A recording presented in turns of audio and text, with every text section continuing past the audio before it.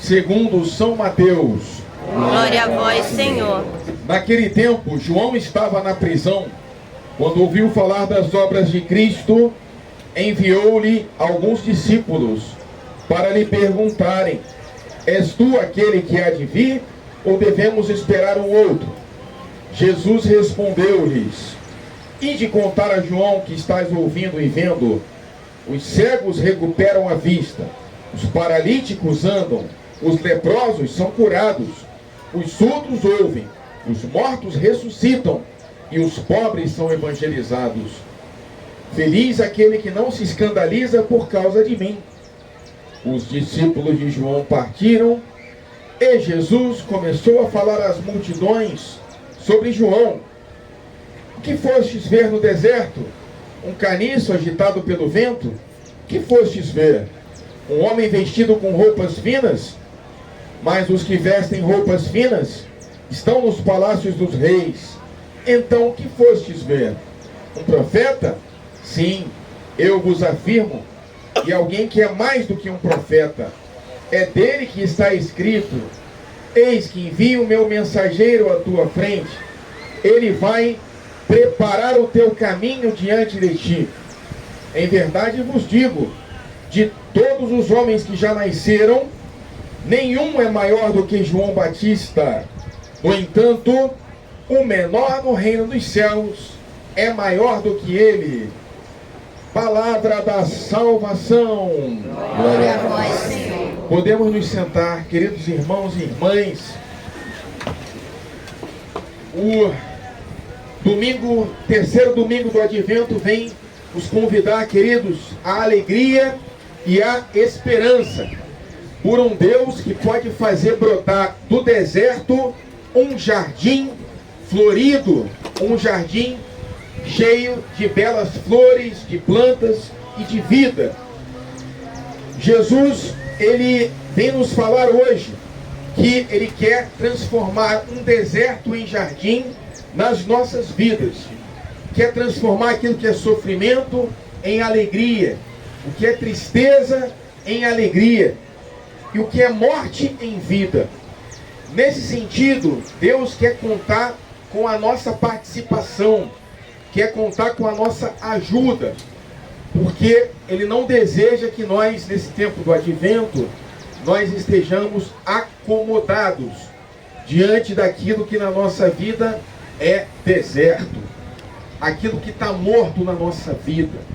Deus quer nos convidar a que nós abramos aquilo que está morto em nós para a sua ação. Ou seja, aquilo que é pecado na nossa vida, aquilo que é desentendimento com o próximo, que é rancor, que é falta de perdão, aquilo que é doença, aquilo que é dificuldade, o que é impossível na nossa vida. Deus quer que a gente apresente o deserto para Ele, para que Ele possa transformar um deserto em jardim, mas não como se nós permanecêssemos em berço esplêndido, imaginando que tudo cairá do céu. Santo Inácio de Loyola, o fundador da Companhia de Jesus, ele diz assim: orai como se tudo dependesse de Deus e agir como se tudo dependesse de ti. Ou seja, Deus quer que a gente esteja com uma esperança, que é um verbo que se coloca em ação. Esperançar, ou seja, é esperar a ação do Senhor e agir da nossa parte no enfrentamento daquilo que precisa ser mudado na nossa vida.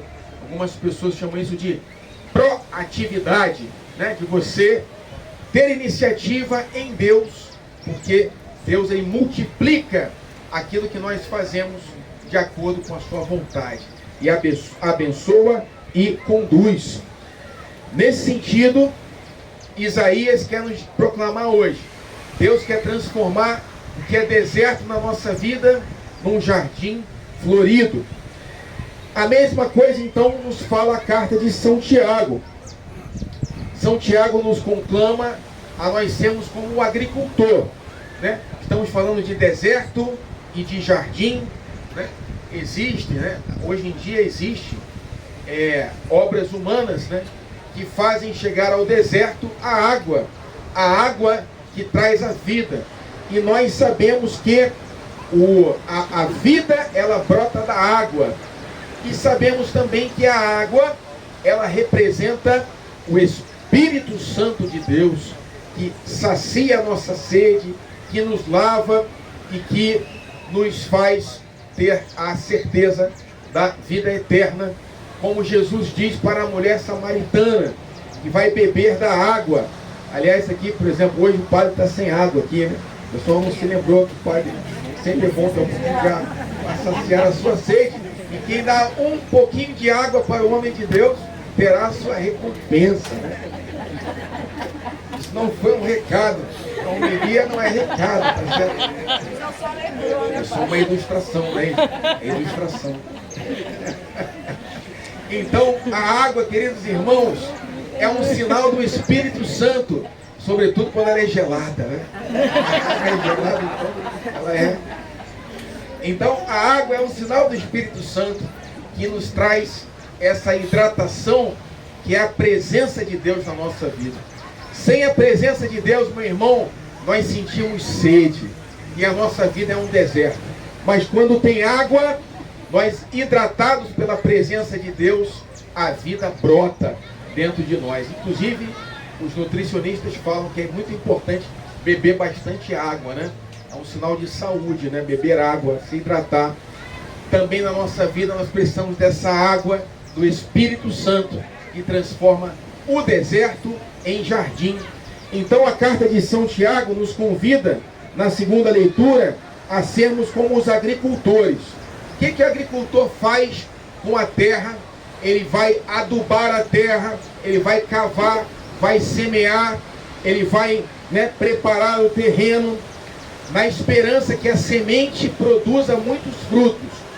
Mas ao mesmo tempo, o agricultor tem a esperança em Deus, que manda a chuva, a esperança em Deus, que faz com que as estações do ano ela passem e o inverno se transforme em primavera, que é o tempo em que as flores brotam e desabrocham. Assim como na nossa vida também é tempo das flores desabrocharem para uma vida de virtudes, uma vida de realizações, de bons frutos.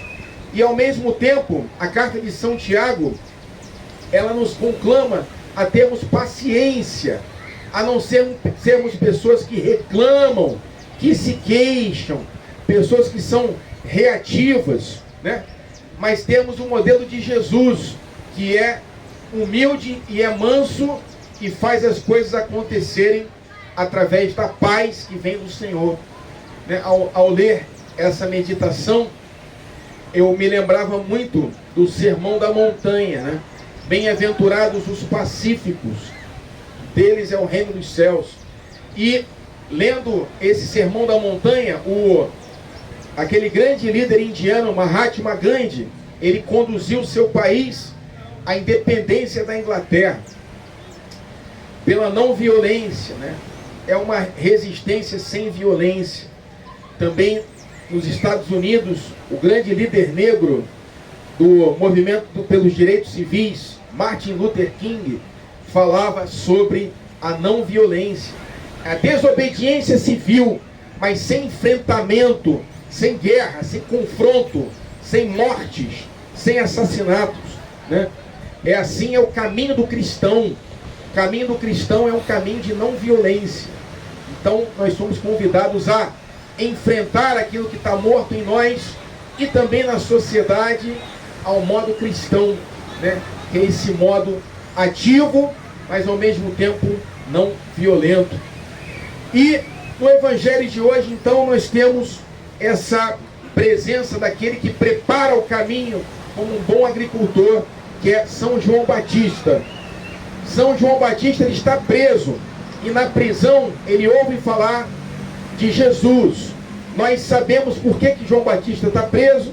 Ele denunciou o que estava errado na sua sociedade, né? O rei Herodes estava com uma mulher que não era sua esposa e era um escândalo, ele denunciava aquilo. Está preso, João Batista. e ele ouve falar de um Messias, que é o seu primo, que ele mesmo batizou. Então ele manda, através dos seus discípulos, uma pergunta a Jesus: és tu aquele que há de vir, ou devemos esperar outro? Até mesmo João Batista estava confuso, porque como é que a gente vai reconhecer a presença de Jesus entre nós, a presença de Deus? Porque os judeus estavam dominados pelo Império Romano, e eles esperavam um Messias que era um Messias político, que ia libertar o povo de Israel do domínio do Império Romano, ou seja, um Messias grandioso, um Messias agressivo. E agora Jesus aparece manso, humilde de coração, oferecendo a outra face, oferecendo o amor e o perdão até mesmo aos inimigos. Então Jesus, ele vinha confundir até mesmo os homens piedosos como João Batista, seu próprio primo, se era realmente ele o Messias. Que Jesus vem nos ensinar o caminho de Deus. É uma grande novidade, é uma grande revolução. Jesus vem nos ensinar o caminho do amor, da paz e do serviço. E nós também, na nossa vida, quando quisermos nos perguntar: Deus está presente naquilo que está acontecendo comigo, naquilo que eu estou fazendo? Quais são os sinais? A paz, Shalom.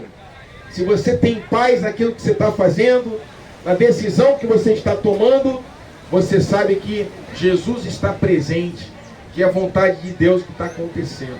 A paz, a alegria e o amor. Todos nós viemos aqui na terra para ter esses frutos da presença de Deus. Nenhum de nós veio aqui no mundo para ser um angustiado, para ser um deprimido, uma pessoa que não tem esperança, visão, sentido. Todos nós viemos para essa terra, colocados aqui por Deus com uma vocação, com um chamado de felicidade, de realização. Eu vim para que todos tenham vida e vida em plenitude. Se você não encontrou essa plenitude ainda, meu irmão, se ainda existe deserto na tua vida, busque a presença de Deus, esse divino agricultor que quer fazer florescer na tua vida o jardim, né? A beleza da presença de Deus, com todos os seus frutos. Então Jesus responde a João Batista que os cegos são curados, os surdos, os mudos, os leprosos, os aleijados e os mortos são ressuscitados. E o Evangelho é anunciado aos pobres. Tudo isso é presença de Deus. Até os mortos são ressuscitados. E pode ser que o morto, meu irmão, seja eu. Pode ser que o morto seja você. Porque Jesus, ele quer tocar nesse caixão que está passando, como ele tocou o caixão do filho da viúva de Naim. Ele falou: jovem, levanta-te. E o menino ressuscitou pela força de Deus e Jesus o entregou à sua mãe. Talvez esse tempo do advento seja um tempo para se despertar, né? Esse homem, essa mulher de Deus que existe em cada um de nós, que talvez esteja adormecido e precise dessa força do Espírito Santo para ressuscitar, para voltar à vida. E Jesus conclui que João Batista foi o maior dos profetas. Ele era um anúncio, sinal de que o Messias estava presente. Que antes da vinda do Messias, era necessário que viesse novamente Elias para anunciar a salvação. E Elias é justamente João Batista, que encarna todos os profetas do Antigo Testamento. Mas Jesus fala que o menor no reino dos céus é maior do que João. Por quê? Porque o menor no reino dos céus teve um encontro com Jesus, esse Messias Salvador, que vem nos trazer a paz, a alegria, o amor e a salvação. Louvado seja nosso Senhor Jesus Cristo. Para sempre seja louvado.